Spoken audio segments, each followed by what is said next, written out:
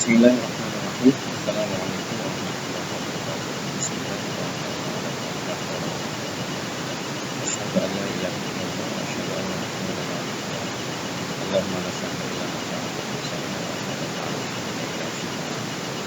Baiklah, anak-anak sekalian, marilah kita berdoa bersyukur kepada Allah Subhanahu wa taala yang masih memberi kesempatan kepada kita dalam hidup ini.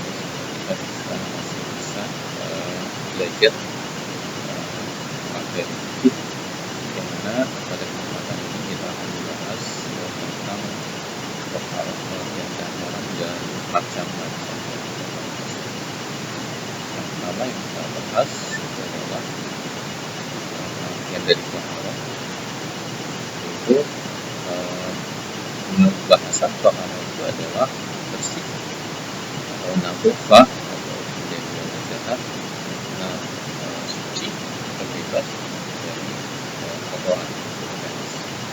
Sedangkan istilah itu adalah toharoh itu adalah menghilangkan hadas atau najis yang dialami dari ibadah sebelumnya dengan air ataupun menghilangkan dengan debu.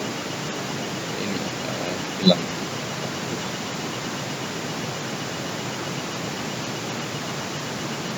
Selanjutnya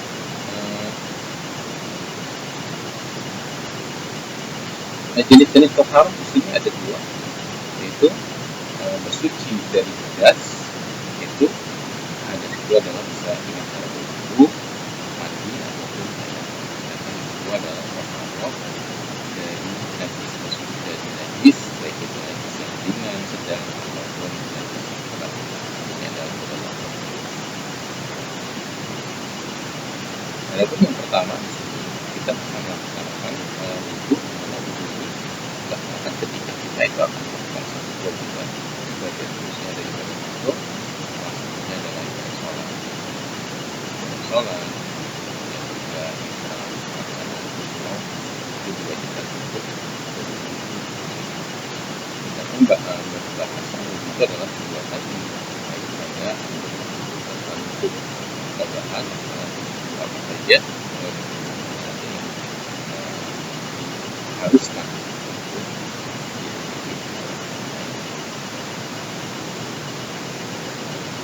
Sedangkan mandi dalam hal ini adalah mandi janabah. Nah, maka dari bahasanya adalah al-ghusl, yaitu mengalirkan air pada sesuatu. Dalam hal ini adalah tubuh. Sedangkan istilah mengalirnya air di seluruh tubuh sampai dengan dalam hal ini adalah hidup atau janabah.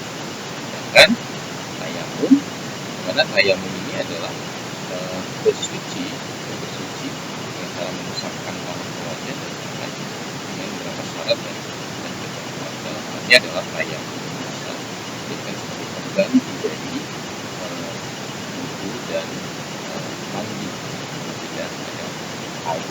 Adapun ayat yang menjelaskan tentang tiga macam ini adalah terdapat dalam surat Al-Maidah, surat ke-5 ayat ke-6.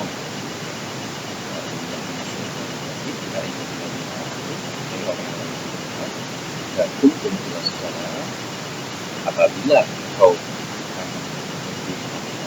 bersih tujuanku wa ayyakum dan kalau sah tersebut dan kalau anak-anak yang akan sholat Allah bersih tujuanku, jadi basuhlah muka kamu wa ayyakum dan tanganmu, dua tanganmu sampai kemudian famsahu biru'usikum. Famsahu pusatlah kepala engkau. Jadi ada yang mengatakan kepalanya hanya saja boleh, ada sebagiannya, atau biru'usikum karena ini kepala. Biru'usikum jadi sama kepala, termasuk telinga juga dalam kepala, karena telinga juga penting. Kemudian wa arjulakum dan sampai dan kakimu sampai mata kaki. Itu adalah ayat yang kita dimana anggapan dulu dan bahasa itu adalah kepala, yaitu wajah, tangan, itu dan kepala diusap, ya diusapkan kepala, kemudian kaki sampai makan. Sehingga hukum wudhu itu ada yang mengatakan ada 6, ditambah dengan niat, yang pertama kemudian diakhiri dengan tar. Jadi harus terurut wudhu, tangan, kepala, dan kaki. Nah, selanjutnya adapun mandi wajib ini itu nanti ada hadis yang menerangkan secara khusus bagaimana. Karena jika junub itu diterangkan dalam ayat tadi, ayat kuntum ayatnya, dan kalau misalkan mandi junub maka dia harus bersuci juga, tapi bersuci dalam yang itu juga membahas tentang tayamum.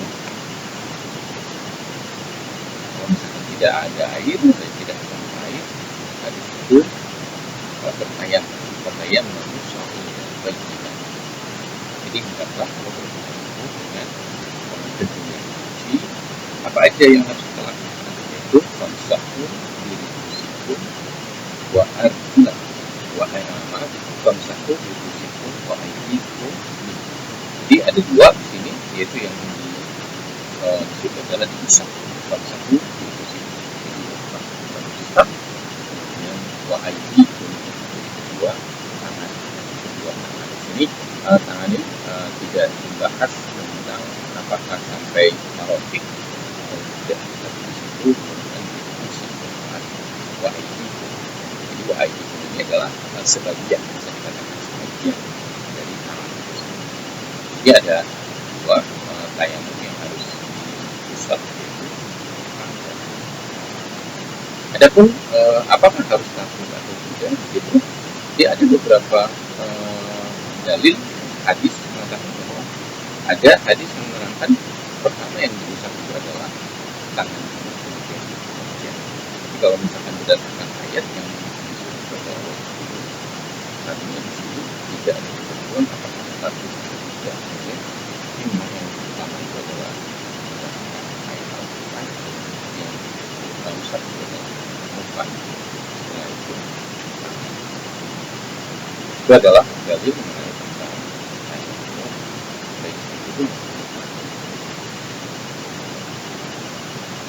Nah, hukum taharat di sini adalah sesuai dengan yang terdapat Al-Quran dan hadis. Hukum taharat adalah wajib, karena Allah sebetulnya menyukai orang-orang yang tidak Islam.